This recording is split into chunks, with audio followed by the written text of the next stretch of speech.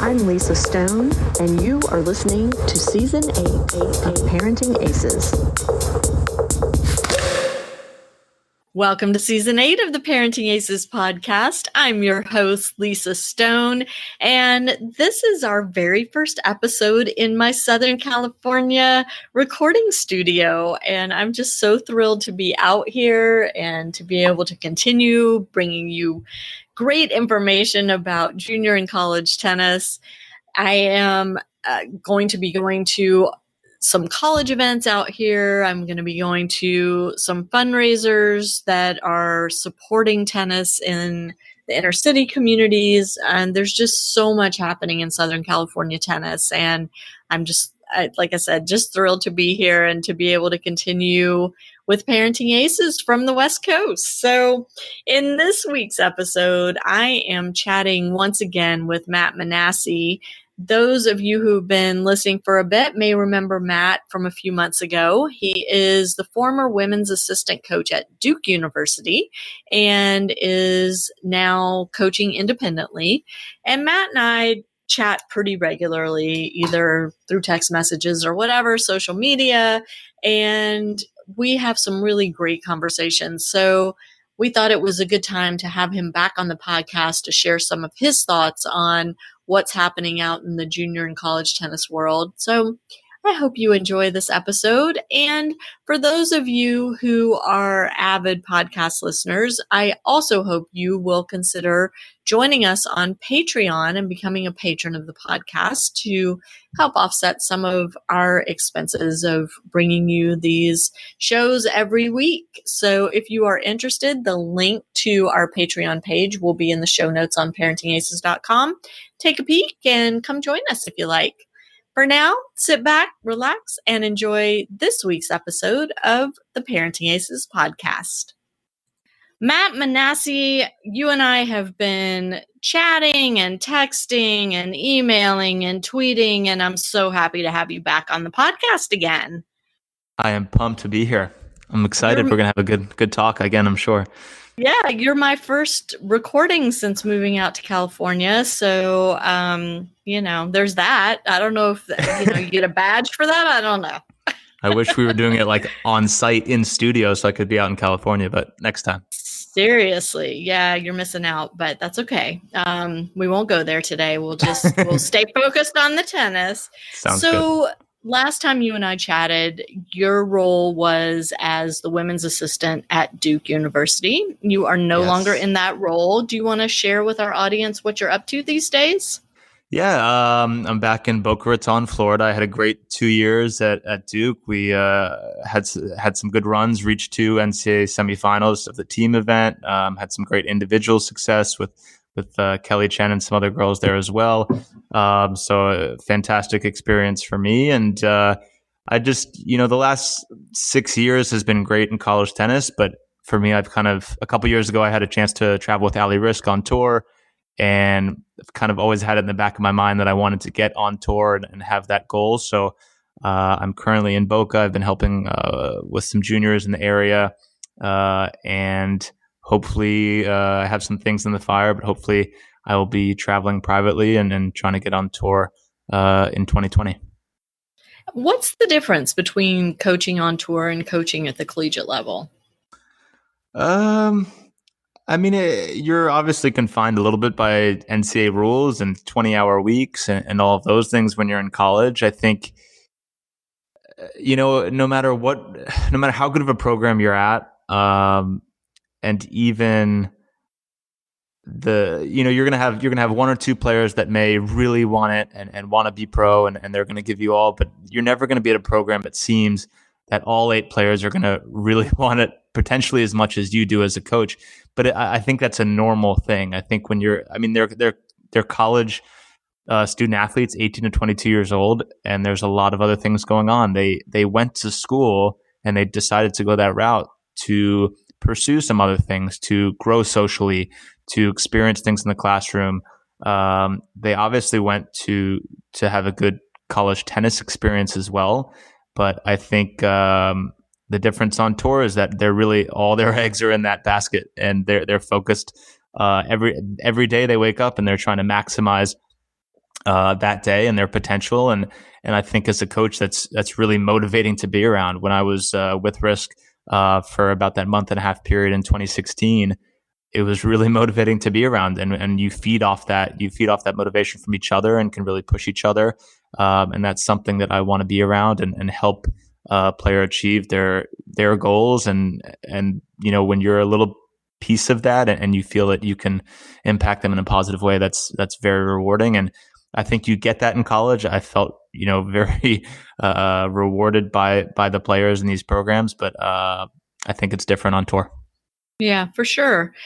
And over the summer, you jumped into the podcast ring and started a podcast with one of your buddies, a comedian in New York, and you guys were very active during the U.S. Open. Do you want to talk a little bit about that experience? Yeah, for sure. No, it's been fun. I'm actually speaking to you on my new Samson G-Track Pro, which is a great new podcast microphone that I have. I've always been interested in the media world, and one of my buddies who's a comedian in New York City, I went to high school with him. He used to live in California, and we talk tennis all the time. He loves tennis, and now he's in New York. So when I went for the U.S. Open this year, he's like, dude, we need to start the podcast now. We're going to go to the Open every day, and what better way to come back at night and start recording sessions and talking about the tennis and give a comedic take on what we're seeing, and also provide some insightful analysis. So it was really fun. Hopefully we're going to continue soon with some more guests. At the US Open was more of the analysis, but it was really fun. We talked about everything from the matches to pineapple pizza to honeydew drinks at the Open, which we had too many of, and it was a really fun experience. Yeah, y'all did a great job. And people want to listen to it. I will say it is not G-rated. I wouldn't call it R-rated, but it's a strong PG-13. Correct. We throw some curse words in there. So. Yeah. So how can people find the podcast if they want to check it out? Currently, it's just on Spotify. We tried to put it on Apple Podcast, but we are not on there yet. We're still pursuing that route. But yeah, Spotify, it's Double Fault Podcast. With Matt Manasse and Joe Burke. So we have 8 episodes out. We're going to try to get our 9th out this week. Fantastic. I'll put a link to that in the show notes for my listeners in case they want to check it out. Awesome. All right. So really what you and I want to talk about today is this whole approach of kind of the relationship between the player, the parent, and the coach, and the roles that each of them fill and should fill, and also the roles they need to stay away from. For sure. And so you have kind of a unique approach that you wanted to throw out there with the Parenting Aces audience. And so I'm going to just kind of let you dive in here. Yeah. I mean, I think a lot of people have touched on it. I mean, it was just something I was literally on the treadmill when I was thinking about it, and how I'd like to kind of compare it to another industry. I also kind of thought about this because I listened to your the podcast you did with your dad, and we spoke about that. And he told you about how kind of the tennis world has changed completely since he was growing up, and it's become so, the parents are so overly involved and all of this. So I thought he had a great kind of outlook on it, especially after taking a step back and all of that. But I think your dad was a doctor, I believe, correct? Yep. Or is a doctor, and is a doctor. Yeah. And my dad's retired, but was a doctor as well. And I kind of like to compare it to that. So to get into it, I like to compare the player to the patient, the parent to potentially a nurse, someone who's kind of there as the supporting role, and then the coach that you hire as the doctor. And I think whenever you go to a doctor, you're going to first see the nurse. And you're going to, and first of all, the doctor and the nurse are there to support the patient. At the end of the day, you want the patient to have the best outcome, to continue getting better. And, hopefully they may not need you as much anymore, right? I mean, that's the goal. And when you go into a doctor's office, you're going to see the nurse first. You're going to tell them kind of what you're wanting. And then the nurse and the doctor can work together. But then the doctor is going to come back and be the voice and tell you how to solve your problem, so to speak. And in the junior tennis world, from my couple weeks down in Boca, I think there are too many nurses or parents trying to be the coach and doctor, and it's just not. It just doesn't work. Like why if there's not? too many. Why doesn't it work? Because we look at a Serena Williams, who her father was her coach. We look at Coco Gauff. Her father was her coach. We look at Andy Murray. His mother was his coach. I mean, there are Caroline Wozniacki. I mean, we can just keep going. There are so many examples at the professional level of top players, number one players, potential number one players who have been coached by their parent. And yeah, I mean, yes and no. Why? Okay. So tell me why yes and why no. Yes and no. I mean, I think you bring a great point. I think yes, because they were major influences in their life. They did coach them early on and continued to coach them, but they weren't the only influence and the only coach. And I think in a lot of those cases, those parents knew when to step back and when to bring in coaches and when to listen to those coaches. You can look at Andy Murray with, Mark Petchey was a huge influence on his life. You can look at Coco Gauff. Gerard Loglo is a name that people probably don't really talk about. He was with her from probably, 12 to 15 a lot of the time. I mean, he's a South Florida guy that's going to get no love on helping her develop into who she is now. And I think the problem is a lot of parents look at those stories, and I think ESPN and the media has sensationalized those stories a little bit to say, oh, these parents were the only influence and they brought them up and they were the one teaching the strokes and motivating. Yeah, they were there to support, but they also hired a lot of really good people to help. And I think the parents' role should be to motivate. They should be there to support. But when they don't know something, you have to realize that. And the coach you hire, you have to let them do the job, at least for that amount of time, whether it be 6 months, a year, or 2 years. Okay, then if it's not working and the player comes to that decision, then you reevaluate and then maybe hire someone new. But when the parent can't let go and doesn't know when to look outside for more resources, I think that's when it's really a detriment to the player, and the player's not gonna grow.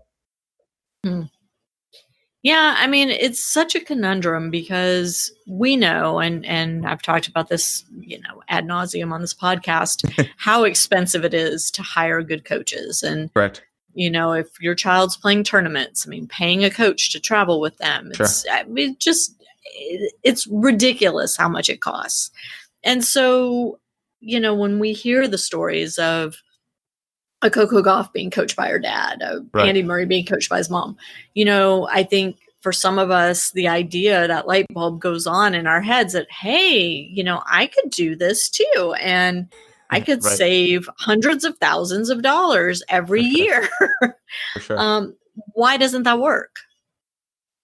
Just, I mean, in any other industry, you're not going to, like the doctor's the easiest one to do it. Like, you're not going to think all of a sudden you're going to read a couple books and be able to, do surgery and perform, fix someone's broken leg. It's just not going to work. And tennis, I mean, I'll give you an example down here without naming any names. I was watching a player practice this past week, and I was helping out and just kind of lending an eye.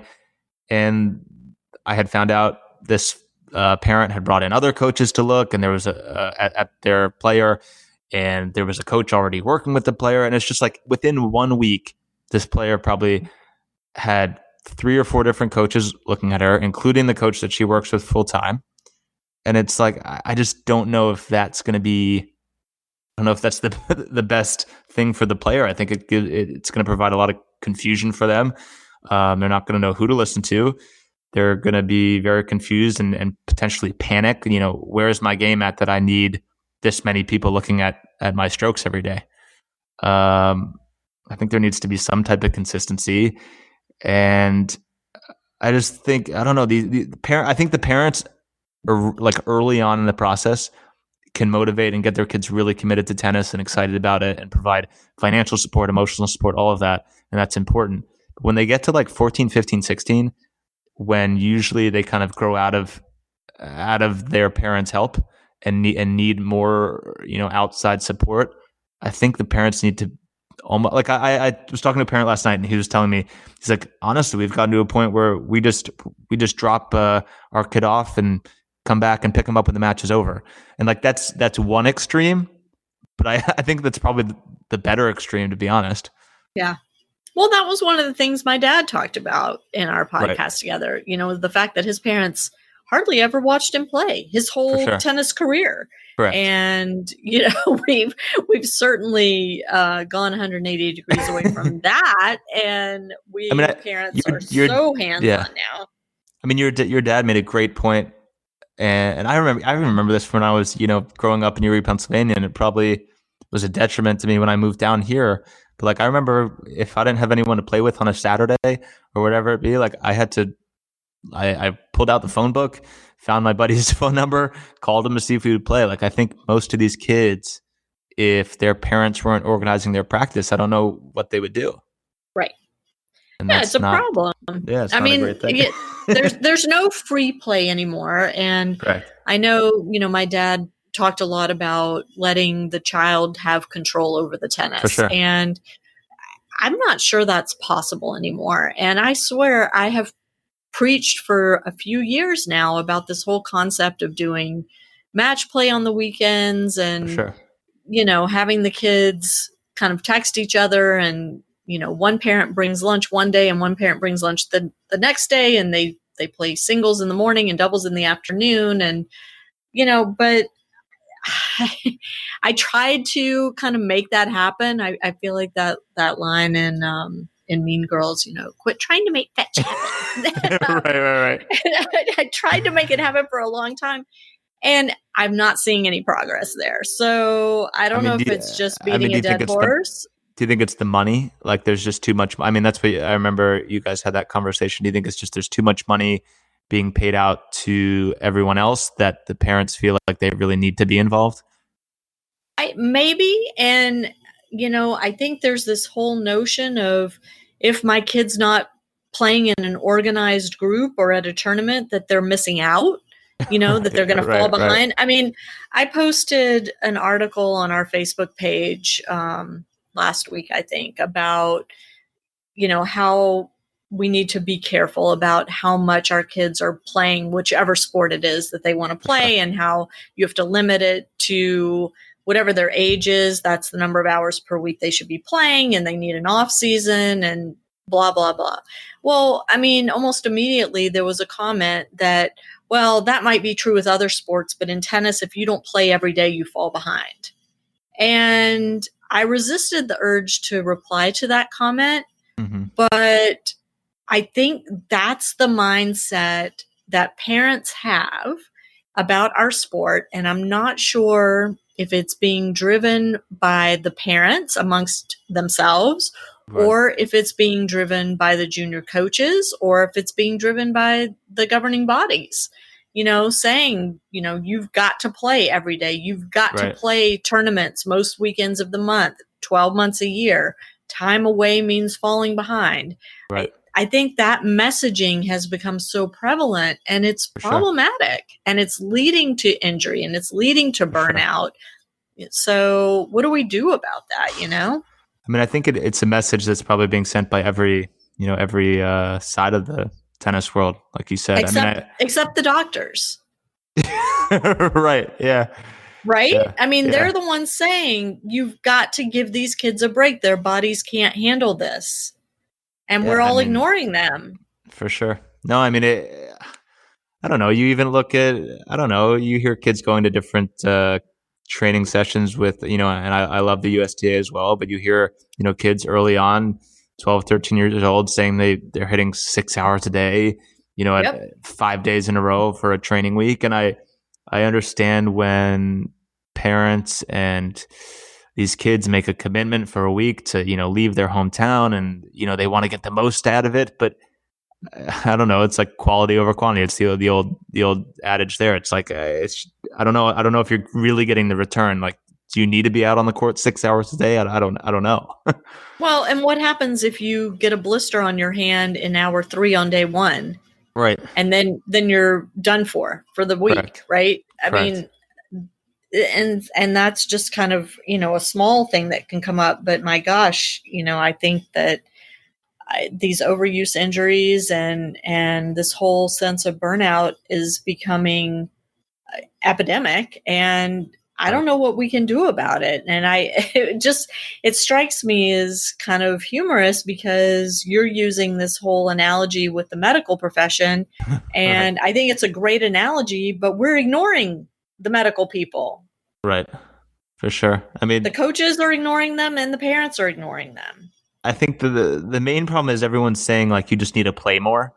And it really like tennis, the bottom line, if you're going to have a kid that's going to be top 100 in the world, or I don't know, even top 20 in college, right? Like whatever it may be, like a lot of these kids, you can already forecast that at 12 years old because their technique is perfect or close to it. And they have the right fundamentals and the right coaching. They're in the right areas to get that.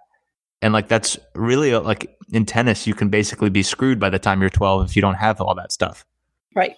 And that to me is the bigger problem. I think we have a lot of high level coaches, and I mean, it's basically the coaches go where the money is, which is potentially in college, on tour, wherever. It may not be, working with 8, 9, 10-year-olds, but if there was more money working with 8, 9, 10-year-olds and we had our better coaches working with them, you'd probably have a bigger base for American tennis, and you wouldn't have to have kids playing all day long because their fundamentals and technique would be what it should be at an early age.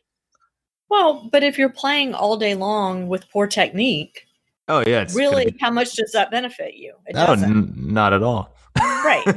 So, I mean, this is the conundrum, I think, and I get,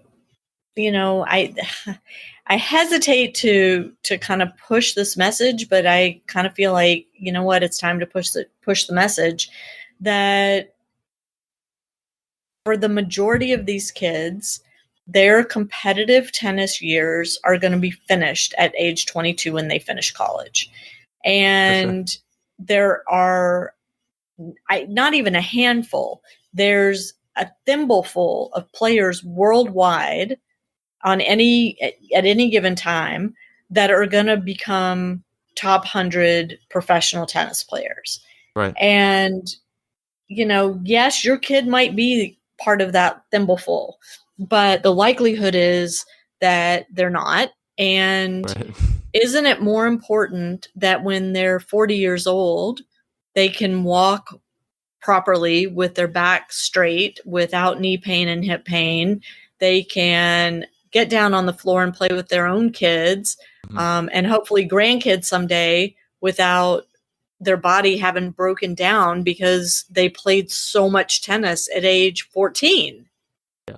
And I think coaches, and whether it be junior coaches, college coaches, whatever it may be, have to also, it has to be fun. I mean, I see so many of these junior kids and even in college, just not enjoying what they're doing. Right. And that has to be at the because forefront. It's been a job since they were 8 years old. It's been a job. Correct. Like I mean, we've had instances like at Duke with one of our players this past year. She was having a tough month, and instead of coming out to practice and running her into the ground, I was like, all right, let's go get froyo and kind of let's talk about what's going on. Like why aren't you feeling happy on court? Why, you look miserable, but why? Like, how can we get you to, I don't care if like, it doesn't have to be on the court that like you feel great right away, but how can we get you to that? Like, is there anything off the court that's wrong?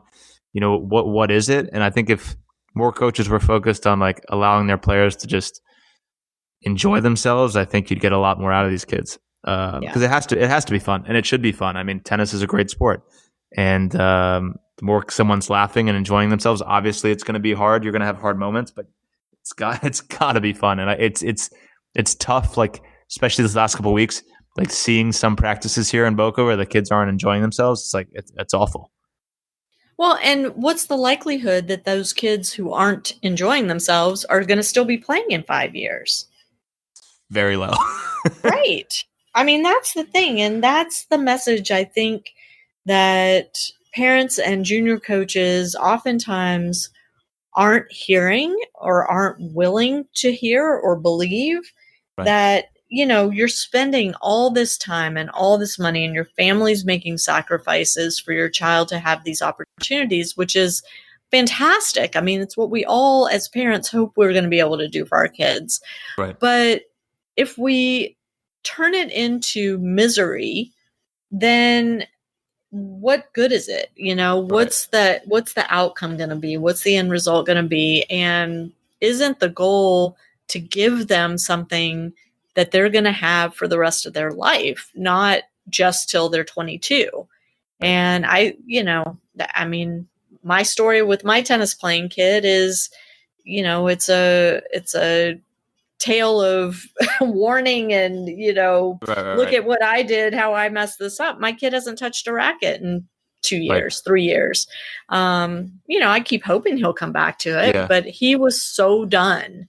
Right. And it's really sad, it's a sad situation. And I don't know. I think it's one of these things, Matt, that the coaches and the parents, the doctor and the nurse need to really have conversations about that and, be on the same page with, definitely. Yes, we want the kid to, maximize their junior ranking. We want them to have the best opportunities to play in college and beyond if that's their goal.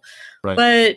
But after that, then what? What's our goal for the long term? And how do we get on the same page with that? And as a coach, maybe you can shed some light on what parents need to be saying, what kind of conversations need to be going on to make sure that happens. Yeah, I mean, I think if you look at the most successful people in like any industry, not just tennis, but let's focus on tennis.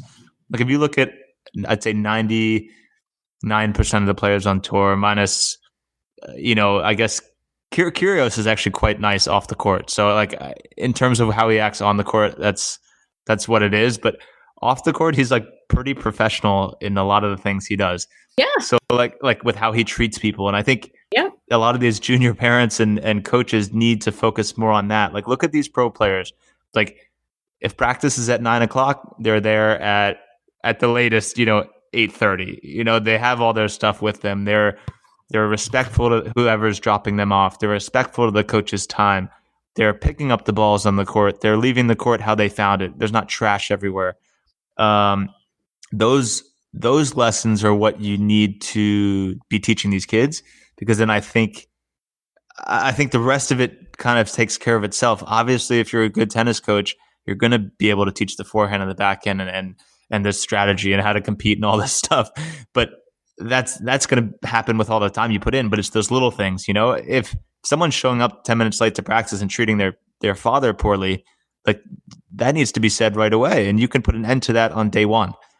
And if those are the things that these coaches are focusing on and these parents are focusing on, I think you're going to have just a lot better people in our sport, and it's going to be a happier sport. And I think that, I don't know, for me, that needs to be a huge focus. Well, I agree with you. And here's the issue. So if you as a junior coach see a kid come up and speak poorly to a parent or show up late or show up unprepared, whatever, and you say something, you run the risk of making that parent angry, making that kid angry, and losing that family as a client, right? I mean, that's a risk you're taking by speaking up. And I know a lot of coaches have said to me, I can't afford to do that. I can't afford to make somebody angry over something like that and run the risk that they're going to leave. And then I've got a hole in my schedule and I have to be able to replace that income. But it's the funny flip side. Yeah. Well, I mean, finish. Well, so I was going to say, so the flip side is, as a parent, if a coach does address those issues with you or your child, my hope is that through Parenting Aces and other forums, right, that we can help the parents understand that that's not a basis for firing a coach and leaving. You should appreciate the fact that the junior coach cares enough about your child's human development, not just their tennis development, to risk saying something and nipping bad behavior in the bud. right. Yeah, I mean, I think in tennis, it's a strange sport in the sense, because if you look at football and basketball, I think you hear a lot of these players when they talk about their high school coaches or whatever it may be, or even their college coaches and pro coaches, whatever.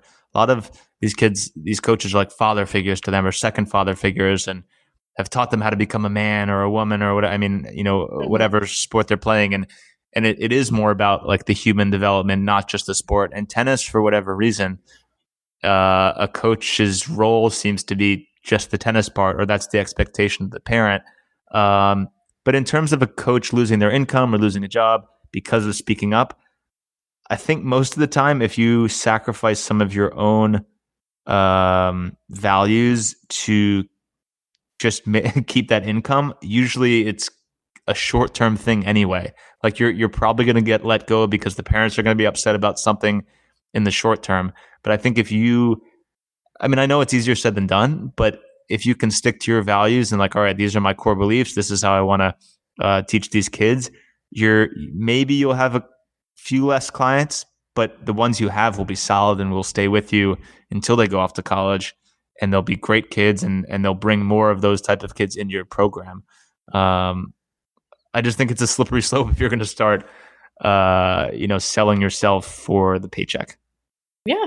I mean, I agree with you 100%. Yeah. But it's both sides, right? The coaches have to stick to their guns, and the parents have to understand why the coach is doing the things they're doing. Correct. And not just assume that this coach is, just a nasty human being and, trying to criticize their parenting skills or whatever.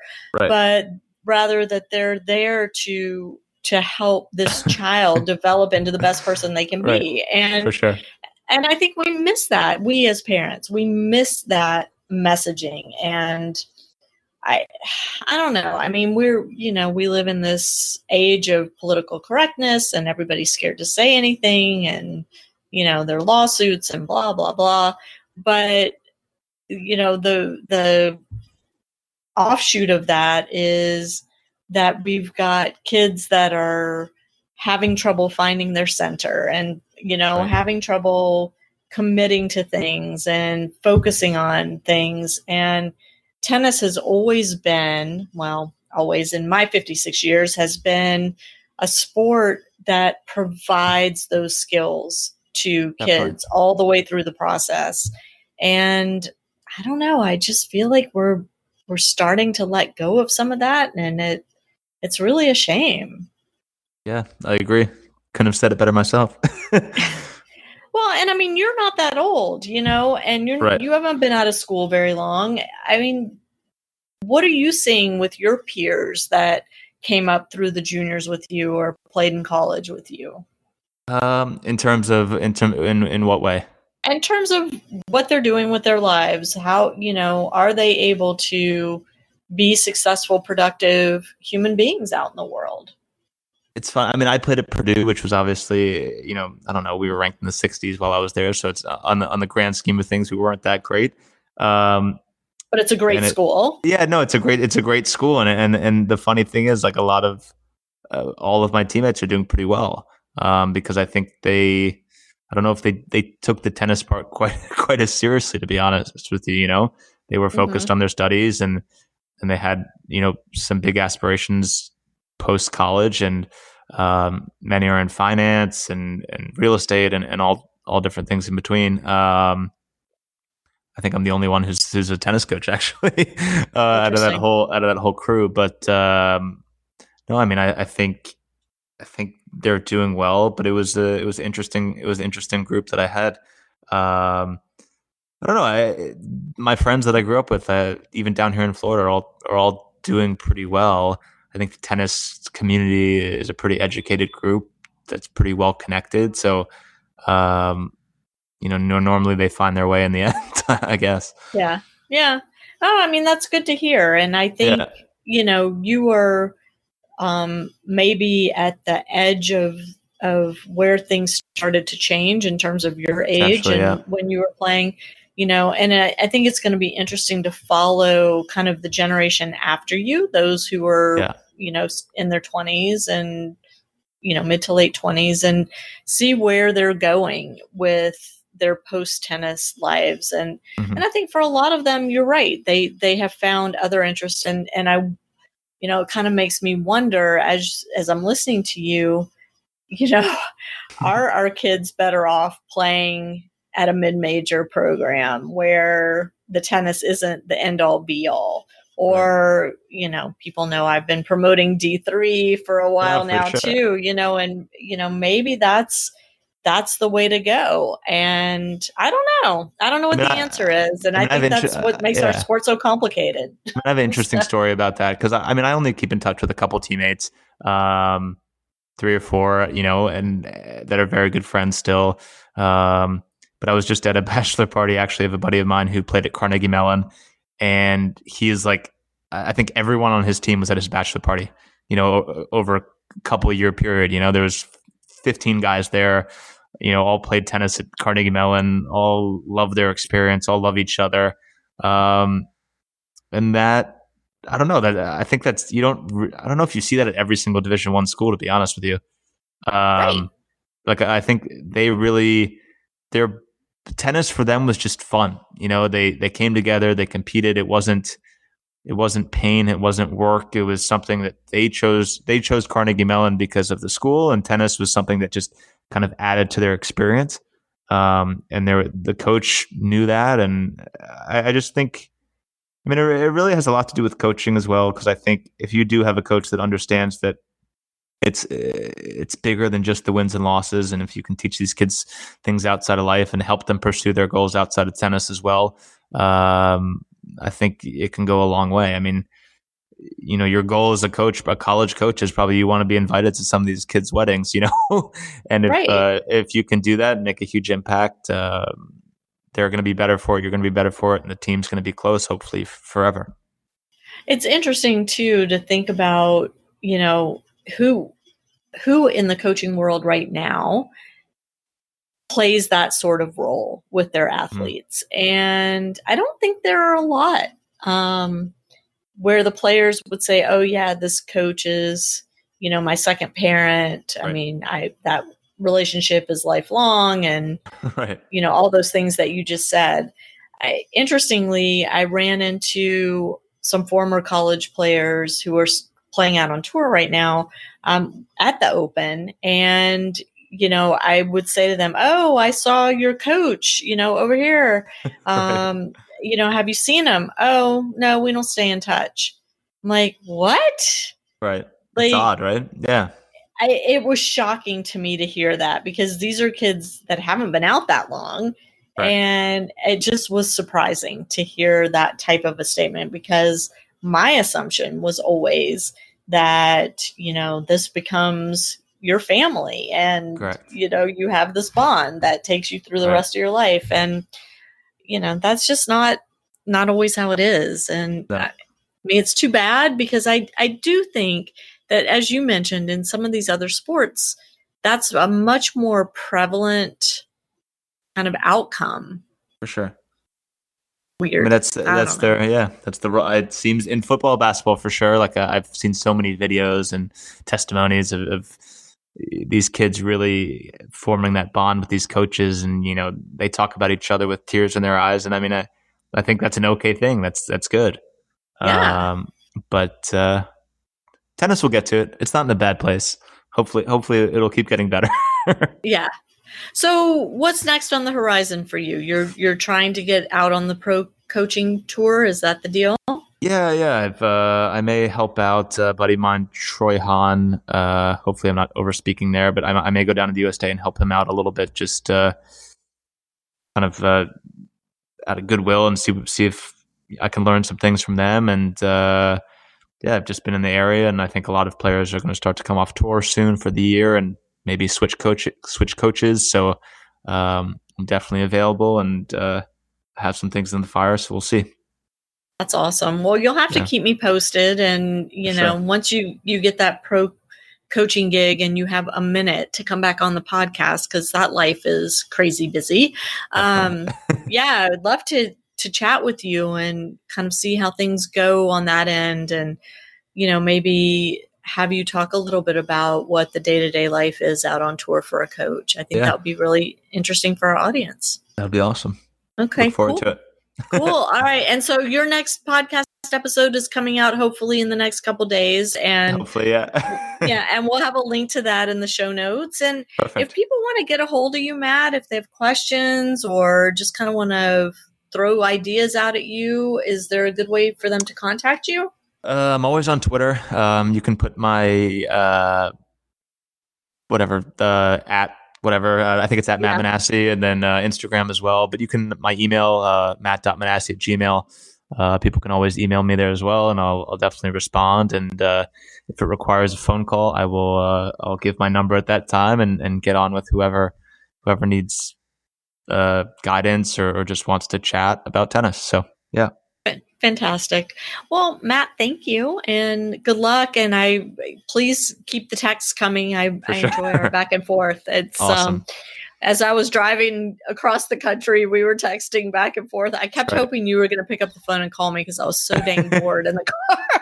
But next time. Yeah. I'll visit California soon. We'll do a podcast in person. So. That sounds awesome. I will look forward to it. All right. Well, thanks for having me on. Thanks so much, Matt. And to my audience, thanks so much for tuning in. And we'll catch you next time on Parenting Aces. I'm Lisa Stone, and you've been listening to the Parenting Aces podcast. For tennis parents, by a tennis parent. If you like what you've heard, I hope you'll share the podcast with your tennis community. For all the information you need to navigate the junior and college tennis journey, be sure to check out ParentingAces.com.